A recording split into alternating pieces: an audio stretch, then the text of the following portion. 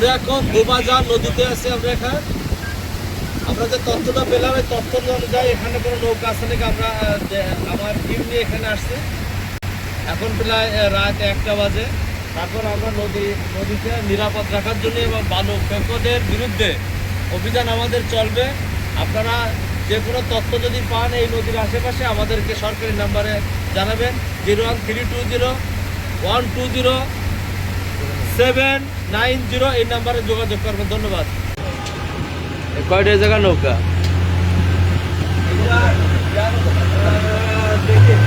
না এটা